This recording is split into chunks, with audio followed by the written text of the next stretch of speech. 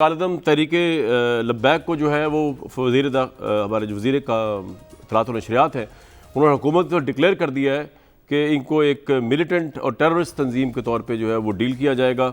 और मसला असल में ये है कि ये फवाद चौधरी साहब तो खैर उस वक्त थे भी नहीं शायद इनके साथ तहरीक इंसाफ के साथ जिस वक्त ये धरनों की पॉलिटिक्स शुरू हुई या गालिबन होंगे, लेकिन मेरे मुखातिब प्राइम मिनिस्टर हैं। इस मुल्क के अंदर एहतजाज धरनों के ज़रिए अपनी बात मनवाना, इस हद तक कि प्राइम मिनिस्टर के को घसीट के बाहर निकालने का रवाज और रवायत जो है वो इमरान खान साहब ने डाली।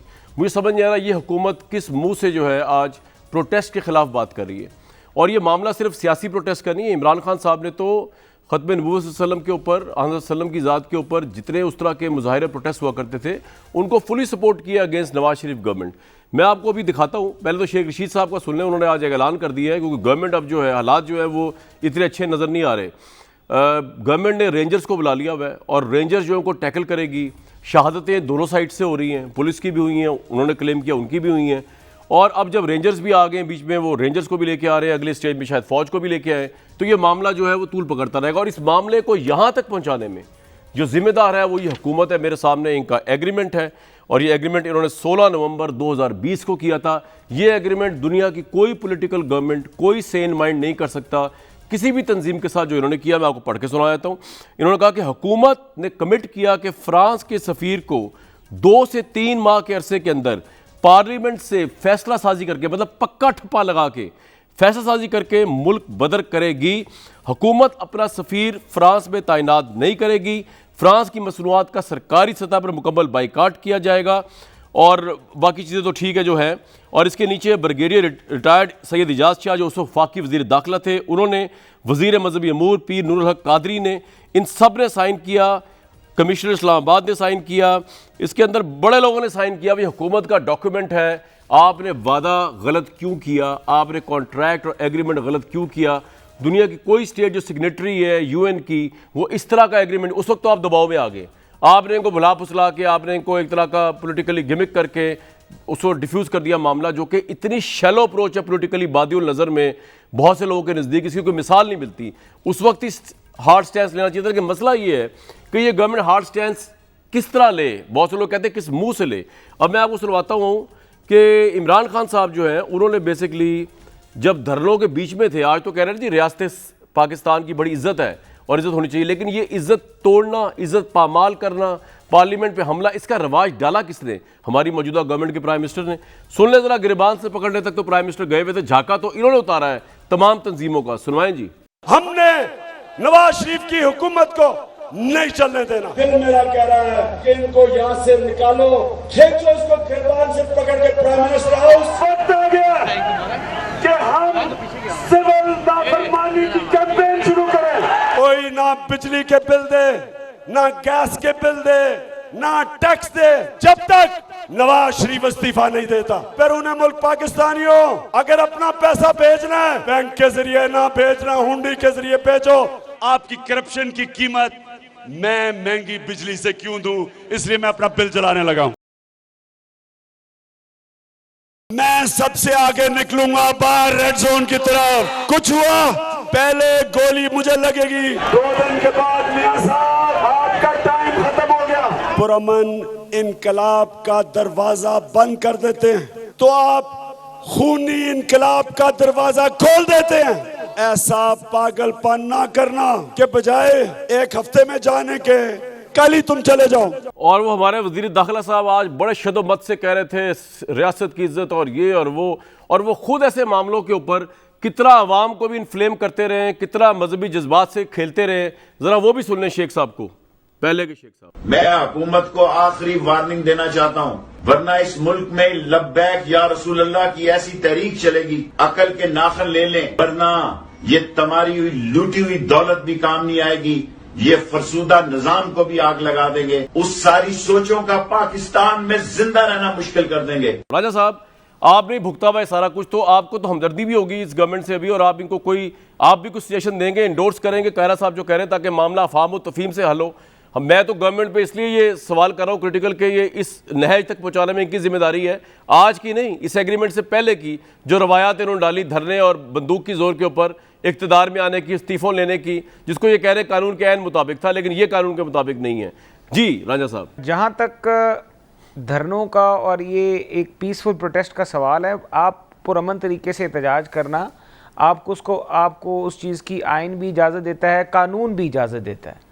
जब तक आप आइन और कानून के बीच में रहते हुए अपना एहतजाज कर सकते हैं, उस पर किसी किस्म की ना कॉन्स्टिट्यूशन की तरफ से कहीं से भी कोई मुमानियत नहीं है।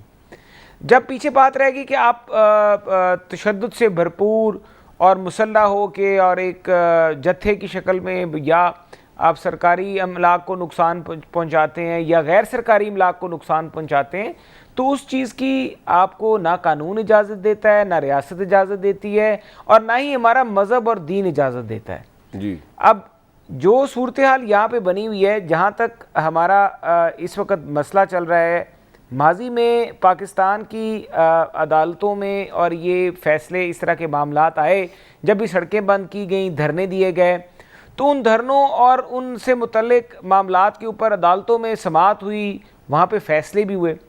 देखिए, अगर हमने अपने पाकिस्तान को हमने एक वक्ती तौर पे अपना उल्लू सीधा करने के लिए किसी के जज्बात को इस्तेमाल करना, किसी मकतबा फ़िक्र को एक हुकूमत के ख़िलाफ़ इस्तेमाल करना, अगर हम उस चीज़ से बाहर निकलेंगे तो तभी हम एक मुल्क को अपनी सही समत की तरफ लेके जा सकते हैं।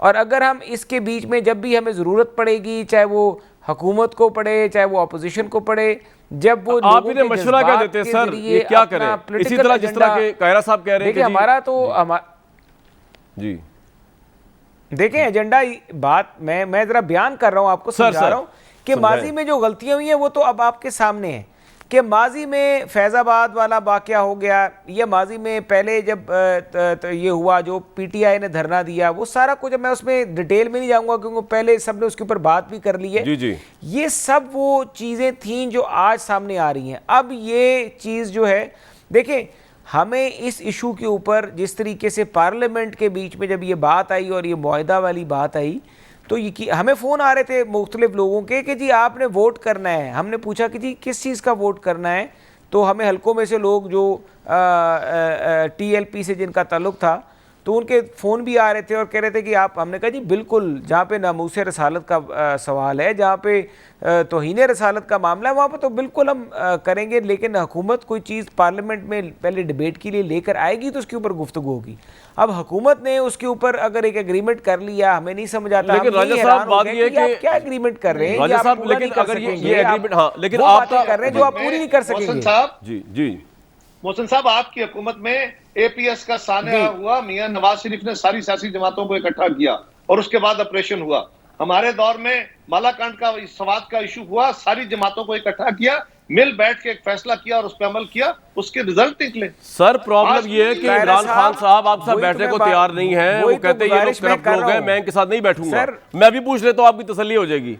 यही तो मसला है। हाँ, ये मसला है ना, अब क्या करें साहब, यही तो मसला है कि ये पाकिस्तान का जब मसला कश्मीर हो जाए या पाक भारत हालात हो जाए और फैटफ तक, या अभी हालिया जो कोई भी इकोनॉमी का मसला होगा, ये सारा मसला निकल रहा है। आप उनको टेररिस्ट डिक्लेयर कर रहे हो।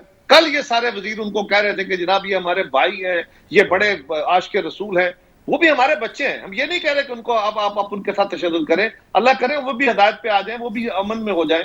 लेकिन कल आप उनको प्यार भरे बातें कर रहे थे उनसे बैठ के, आज आप उनको टेररिस्ट डिक्लेयर कर रहे हैं। ये समझ नहीं आती कि पॉलिसी समझ नहीं आती। बिल्कुल ठीक, इनके बराबर। हम इस चीज के ऊपर कोई पॉलिटिकल पॉइंट्स केयरिंग नहीं कर रहे, बड़ी सी बात है। इस पे करना ये चाहिए कि जो मकतबा फिक्र, जो इस मकतबा फिक्र के लोग हैं, जो यहाँ पे साहिब मज़ार हैं या जो सजादा नशीन हैं, या जो ये इस सारे मामले को बड़ी अच्छी तरह से सुलझा सकते हैं, वो उलमा इकराम मौजूद हैं।